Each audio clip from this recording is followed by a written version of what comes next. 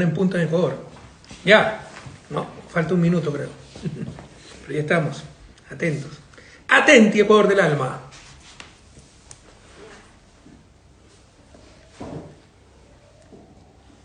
¡Tatán! Hasta un minuto. Espera que se vaya conectando la gente. Empezaron los cariños y los insultos. Por si acaso, cada 10 cariños es un insulto. Siempre hay un sufridor que además nos ve. Es como en Twitter, en X, ¿no? Y usted descanse, me molesta mucho, ya canse. ¿Para qué me sigue? Lo lógico. No se ríe con esos sufridores. ¡Listo! 13 horas de Ecuador, 19 horas Bélgica, el último live del año, almorzando con el Mashi y en plena fiestas de Quito. Recién llegué ayer de viaje, era imposible hacerlo el 5 como acostumbramos a realizar este live. Entonces lo estamos haciendo 6 de diciembre, martes estamos, ¿no? Ya está, perdí la cuenta. Miércoles, miren, imagínense, no sé ni qué digo yo. Miércoles 6 de diciembre, que viva Quito. Y también feliz Navidad, próspero año nuevo. Han sido años muy, muy duros, pero en nuestras manos está el futuro. Recuerden que podemos votar y elegir la senda del progreso. Y aquí estoy, nuevamente en la casa de la familia Muyo, y miren, tremenda comida que me han preparado. Camarones al ajillo con patacones, están espectaculares. Y pavito con relleno ecuatoriano, ensalada rusa, arrocito y una salsita de champiñones, que se come mucho champiñón. Entonces vamos, aunque sea, a probar los camarones al ajillo, ya los probé, estaban espectaculares.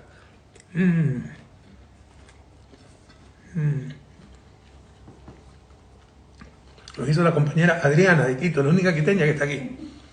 Y los patacones, hacer patacones es un arte, porque hay que quedar bien tostaditos. El truco consiste en cocinarlo 2 veces, freírlo 2 veces. Primero se lo fríe un poco, se lo aplana y luego se lo fríe de nuevo, pero en aceite bien caliente y abundante aceite. Y esto está espectacular.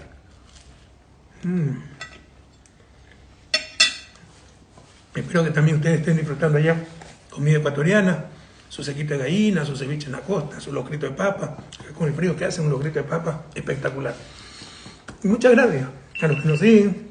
Hemos recibido muchas preguntas, inquietudes. Por ejemplo, ¿dónde estuve las semanas anteriores? Bueno, después de las elecciones, yo llegué tal vez el 18 de octubre, 15 de octubre fuera. También tenemos vino caliente, espectacular. A don Eddie lo hizo muy bien. Está riquísimo, y para el frío. Estuve acá, los sufridores dicen, corren que trabaja, la verdad es que no tengo tiempo libre. Mi principal actividad cuando estoy acá en Bélgica es terminar mi libro, que tengo ya más de un año de atrás. Lo tenía que entregar el 1 de junio del año anterior, ya tengo más de 500 páginas, lo cual no es muy comercial, pero casi toca. En todo caso, viajé de nuevo a Latinoamérica, a Caracas. Me invitaron a una conferencia por los 200 años de la doctrina Monroe. Eso significa preparar la conferencia. Cuando la gente se entera que voy a México, a Caracas o a Latinoamérica, todo Ecuador me busca.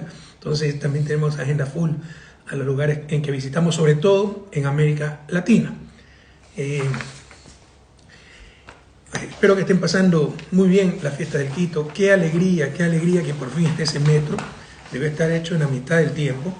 Costó más de lo que se presupuestó, es normal, hay imprevistos, pero recuerden, cuando un alcalde redujo el contrato, para decir que nosotros habíamos hecho con sobreprecio el contrato, resulta que redujo la parte que era el cobro, el sistema de cobro. Por eso se demoró el metro.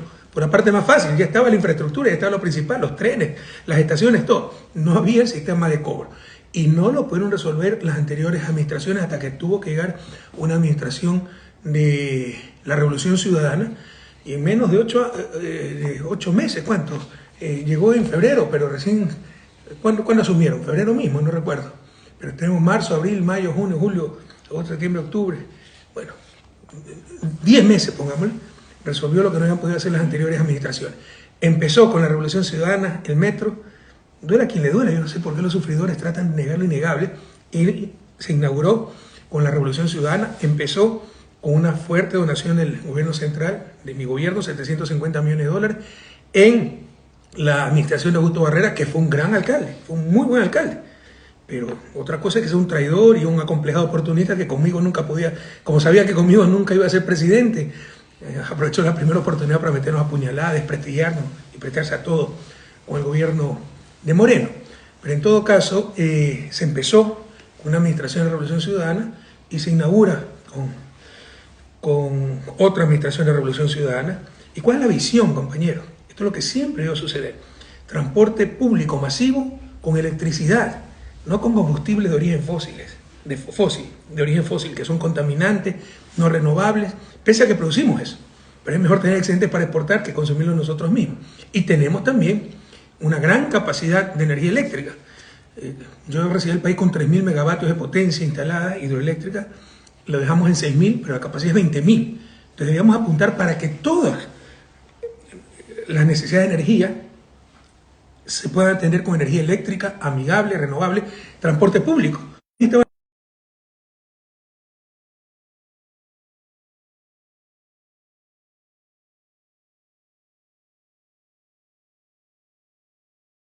Destrozar a la patria.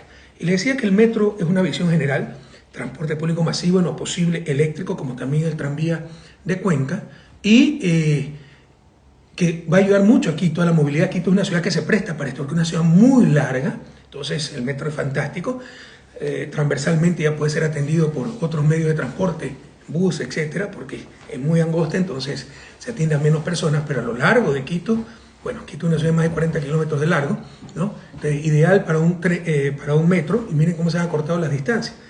Una de las grandes ventajas del metro es que une el norte con el sur, ahora en pocos minutos. Alguna gente en redes sociales decía, pero que sea autofinanciable. No tiene que ser autofinanciable. Para eso es lo público. Si fuera autofinanciable lo haría espontáneamente el sector privado. Lo público es buscar la rentabilidad social. Si no, nunca se hicieran monumentos. Pues, ¿cuál es la rentabilidad de un monumento? Entonces saquemos la columna de la Independencia, pues en el parque, en la Plaza Grande. O sea, tiene otra lógica el sector público. Es la rentabilidad social. Y si bien puede haber un ingreso financiero, la rentabilidad social es enorme. Por ejemplo, deja de utilizar combustibles de origen fósil, ¿no?, contaminantes, no renovables, y utiliza electricidad amigable con el medio ambiente, de origen hídrico. Por ejemplo, el tiempo que la gente ahorra en traslado, el tiempo es impresionante. Y eso se puede cuantificar, pero no es rentabilidad financiera, pero es un ahorro enorme, incluso monetario, porque con más tiempo la gente puede trabajar más en cuestiones lucrativas o puede estar más tiempo con su familia. O sea, en general mejora mucho el bienestar, y eso es lo que debe buscar lo público. No la rentabilidad financiera, sino maximizar el bienestar y el bien común. Disminuye accidentes y los gastos curativos asociados con esos accidentes. Disminuye congestionamiento. Normalmente, también como complemento, habíamos puesto las plataformas gubernamentales cerca de estaciones del metro. Por ejemplo, la plataforma financiera, que es la edificación con mayor metros cuadrados de superficie en todo el país, no sé si sigue siendo, y que alberga 4.000, 5.000 funcionarios públicos. Ahora puedes ir en metro hasta la estación de La Carolina, caminar 60 metros y ya están en sus puestos de trabajo. Entonces esto va a mejorar muchísimo la vida de la capital, y les insisto, una visión general. Tenemos que ir a energía renovable, amigable con el medio ambiente, empezando por el transporte público, pero incluso en energía que utilizamos en nuestros hogares, porque si se hubiera contratado un consultor para elegir el peor combustible para los hogares, hubiera elegido el gas licuado de petróleo que usamos. ¿Por qué? Peligroso, ineficiente, 60% del calor, 40% por lo menos se disipa, no es que va a la cocción, importado en su mayoría, no renovable. ¿Y cuántas muertes por explosión de cilindros, por inhalación de gas tenemos que lamentar cada año? Entonces esto debe ser una visión general, ir hacia energía renovable, amigable en todos los sectores, como el metro de Quito, como el tranvía de Cuenca, el sector de transporte público, y en todas las fuentes de energía que necesitemos, tratar de utilizar electricidad.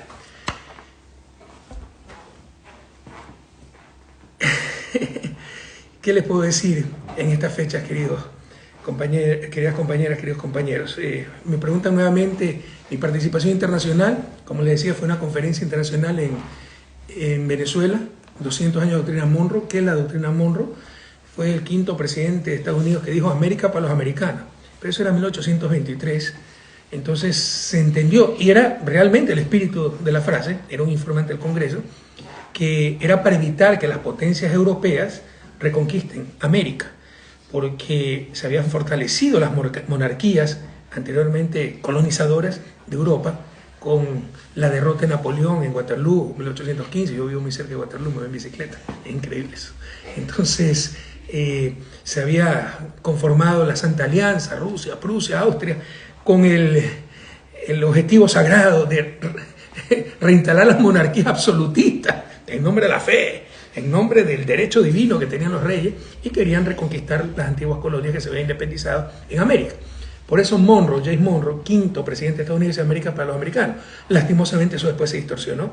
Cuando ellos fueron muy poderosos, ya en 1845, surgió la tesis del destino manifiesto, que como eran superiores moralmente al resto, el hemisferio, no solo América, el hemisferio occidental les pertenecía. Luego eso se reforzó ya cuando se convirtió en potencia Estados Unidos, venciendo a España en la guerra hispano-estadounidense. La derrota fue en 1898 y perdió Cuba, Puerto Rico, sus dos últimas colonias en América Latina. Perdió España, pero también perdió Guam y Filipinas. Y luego, pues, con el corolario Roosevelt, ¿no? La variación Roosevelt, de Theodore Roosevelt, este fue el 25º presidente estadounidense, allá por 1904, en su informe al Congreso dice, no, nosotros podemos intervenir en cualquier país de América Latina si los intereses estadounidenses están en peligro. Y 2 años antes había proclamado también la doctrina del garrote y la zanahoria, ¿no? Hablar suavemente, pero con un garrote en la mano. Por si acaso, en 1906 le dieron el Premio Nobel de la Paz. Fue el primer norteamericano, estadounidense, a recibir el Premio Nobel de la Paz, a ese tipo. Y de ahí, pues, todos conocemos la historia de invasiones. Yo no tengo nada contra los estadounidenses. Yo estudié en Estados Unidos, de los años más felices de mi vida. Admiro mucho esa nación. Pero no podemos tapar el sol con un dedo. Su política exterior, sobre todo hacia América Latina, y su imperialismo son innegables. Invasiones, intromisiones, injerencias. Y algunas veces contra dictaduras como la de Noriega en Panamá, que antes había sido empleado de la CIA, ¿no? Otras veces contra democracias como la de Allende o Jacobo Arbenz en Guatemala. O sea, algunas veces contra gobiernos corruptos, otras veces contra gobiernos honestos. ¿Cuál es el denominador común? Siempre en función de sus intereses, eso no se equivoque, ¿no? Lo único recurrente en esas intervenciones es la defensa de sus intereses. Y tal vez ellos son los que están haciendo lo correcto, no en el abuso de la fuerza, pero en defender sus intereses. Somos nosotros los que nos equivocamos cuando creemos que el mundo es un cuento de hadas y lo que hacen ellos es en nuestro beneficio. No, es en su beneficio, y nosotros como América Latina, como bloque, también debemos buscar el beneficio de nuestros pueblos. Me han hecho algunas preguntas. ¿Cuándo da asesoría internacional? ¿Qué resultado usted espera del país o gobierno que asesora?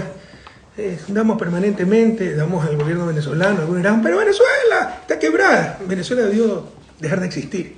Con el bloqueo brutal, los ingresos petroleros se redujeron en 95%, de más de 50.000 millones a 700 millones en el 2020. Y pese a eso, el año pasado Venezuela fue el segundo país del mundo con mayor crecimiento económico, y este año va a tener un crecimiento mucho mayor que el estado de Ecuador. Por supuesto, se está recuperando. Todavía tiene una economía la quinta parte de lo que era antes de las sanciones. Se ha controlado la hiperinflación, las cosas van mejorando, pero ha sido durísimo porque está bloqueado. Pero ese es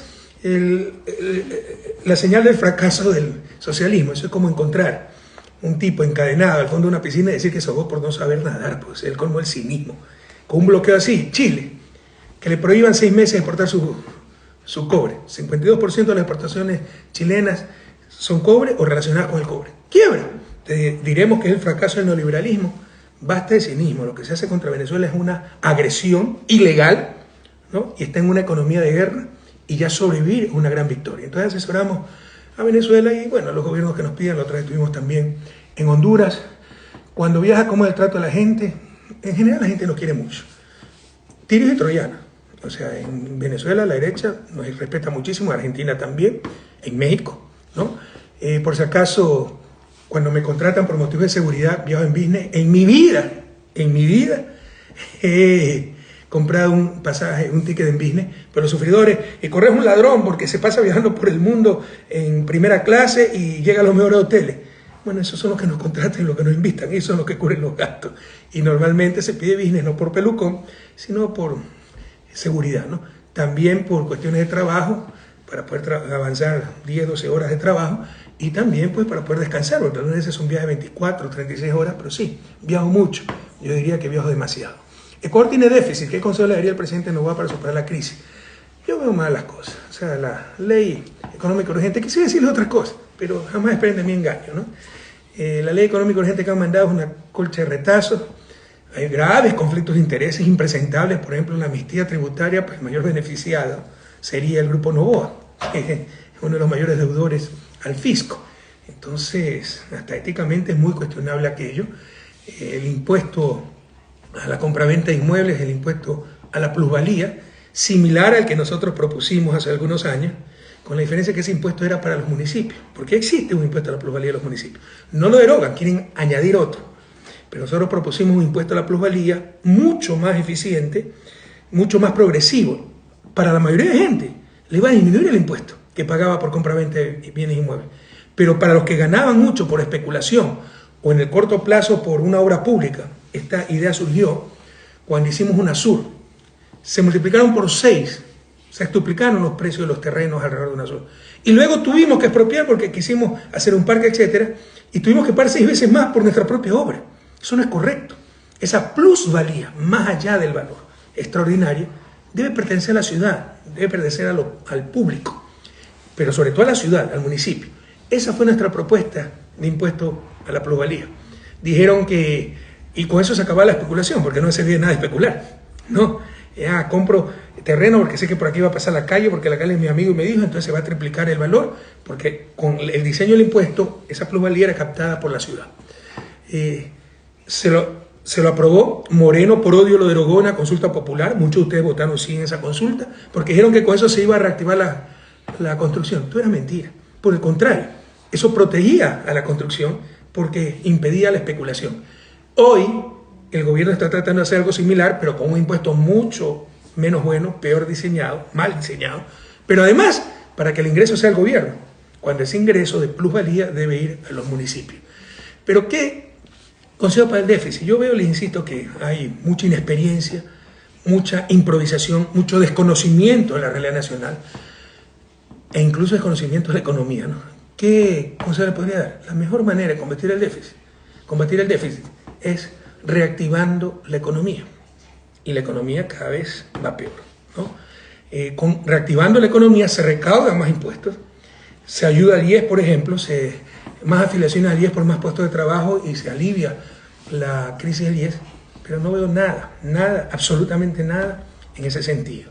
Recuerden, sin crecimiento económico no vamos a poder resolver el déficit público. ¿De qué sirve mantener la Reserva Internacional cuando el país está en crisis? Afuera, ¿no?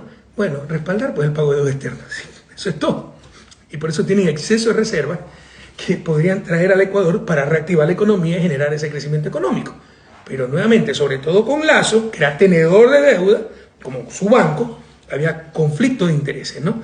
Preferían tener la plata en Suiza, ¿no? Pero respaldando pago de deuda externa, y que lo aplaude el Fondo Monetario y diga qué bien que cumplieron el programa con el fondo, cuando la gente se nos muere de hambre, cuando tienen que emigrar, etcétera, que traer esa plata al país para reactivar la economía. ¿Por qué cree usted que hasta ahora no pueden controlar la inseguridad? Por el motivo que le he dicho, no hay reactivación económica, eso es gran parte de la solución, pero también por la impreparación, por la improvisación, por el desconocimiento. Por ejemplo, la ministra de Gobierno está encargada del Ministerio del Interior, me parece, quieren fusionarlo nuevamente, lo cual es una locura. El Ministerio del Interior debe dedicarse exclusivamente a la seguridad ciudadana, al control de la policía, debe ser un civil para que no haya espíritu de cuerpo como había con Zapata, encubriéndose todo, y muy bien que haya votado tanto general. Tal vez ahí pagaron justo por pecadores, ¿no? Pero la cúpula debe ser un fracaso. No sé si por qué mantiene al comandante actual, deben tener más información de la que uno tiene, pero en general la cúpula policial debe ser un fracaso, como es un fracaso la Fiscalía, que es la encargada de la lucha contra el crimen. En todo caso, tienen que recuperar la institucionalidad que teníamos, el Ministerio de Coordinación de Seguridad, el Ministerio de Justicia, para tener un verdadero sistema de rehabilitación social, y mano dura pero inteligente, ¿no? Para acabar con las mafias como nosotros lo hicimos. Ahora, hay una gran diferencia. Siempre ha habido crimen organizado, tal vez en mi gobierno, porque había exportación de drogas sin lugar a dudas, ¿no? En Bélgica la hay, ellos reciben drogas, en Estados Unidos ellos reciben drogas. La diferencia es que ha infiltrado el Estado en Ecuador. Había infiltrado la policía, Fuerzas Armadas, Fiscalía, Sistema de Justicia y Gobierno. Ojalá que con el gobierno de Noboa no haya esa infiltración, aunque tenemos el caso de su amigo y gerente del Grupo Noboa, Bernardo Manzano, que fue recomendado por Raúl Cherres, por la mafia albanesa y fue el que aumentó los cupos para exportación, no de bananos, sino de droga. No tapemos el sol con un dedo. Y por eso es que estamos llamando a juicio político, entre otros causales, a Diana Salazar, porque ella ordenó archivar ese caso en contubernio con Lazo, ¿no? Son cosas demasiado graves. Ciudadanos, son cosas que van más allá de la ideología, la política, el hacer de daño a Correa, de te odio Correa. Entonces hay que proteger a la fiscal que te persigue. Son los cimientos mismos de nuestra sociedad. No podemos permitir que se haya querido por parte de la fiscal encubrir el caso de narcopolítica más grave de la historia del país. Entonces por eso es que todavía tenemos inseguridad, falta reactivación económica, falta recuperar las instituciones de seguridad, falta mano dura, pero mano inteligente, y falta conocer la realidad nacional. Bueno, unboxing, vamos al unboxing, los regalos, siempre estoy muy regalado. Vino por aquí un querido amigo, Huber Delgado, dirigente laboral, yo estaba fuera del país, tenemos esta linda chompa con Rafael Correa ahí grabado, muchísimas gracias. Él es de los trabajadores, Confederación de Trabajadores de la Construcción, la Madera y Afines. Muchas gracias, Huber. ¿Ya? Bueno, me han regalado, esto es una causa nacional, por donde voy me regalan shampoo contra la caída del cabello. Yo los uso, ¿no? Porque me ahorro aunque sea el shampoo. Pero la verdad que creo que a mi edad ya lo único que para la caída del pelo es el piso, ¿no? Pero bueno, no perdamos la esperanza. Jarritos de empresarios, amigos, ¿no? Siempre son útiles los jarritos, por eso los regalos también a gente que necesita. Ropa, siempre me andan vistiendo, bueno, en este caso de deporte, ¿no? Camisetita, pantalón, ropa pelucón, esta camiseta. Y cada vez que me vean con ropa pelucona, sepan que es regalado, porque yo nunca me compro ropa, detesto comprarme ropa. En general soy minimalista en mis cosas personales, ¿no? Yo con 2 pantalones y 2 camisas y aquí un par de zapatos. Además así me crié. Entonces cuando me vean medio a la moda es porque me han regalado. ¡Ay, para qué aceptan! No me gusta aceptar. Pero créanme que algunas veces la gente se ofende. Entonces ustedes tienen que buscar el mal menor, ¿no? No me gusta aceptar, pero tampoco me gusta ofender. Y por si acaso, donde están sacando las cosas, y esto no saben los chicos que me ayudan, esto también fue un regalo, ¿no? Un maletín ultra pelucón, porque tiene hasta para cargar, ¿no? Acá está. Tiene puerto USB para cargar. Se lo carga el maletín y luego se tiene la computadora ahí cargando. ¿Ya? Y nuevamente, insisto, no me gusta aceptar peor regalos caros, pero algunas veces la gente se ofende muchísimo y sencillamente hay que escoger el mal menor. Bueno, gracias a los miles de conectados a través de mi cuenta TikTok. Normalmente el 5 de enero tendremos un nuevo live almorzando con el Mashi. Nuevamente, queridas ecuatorianas y ecuatorianos, han sido años durísimos. Nosotros hemos tenido que hacer un acuerdo legislativo con el gobierno. Algunos no lo entienden, es que es la sin razón.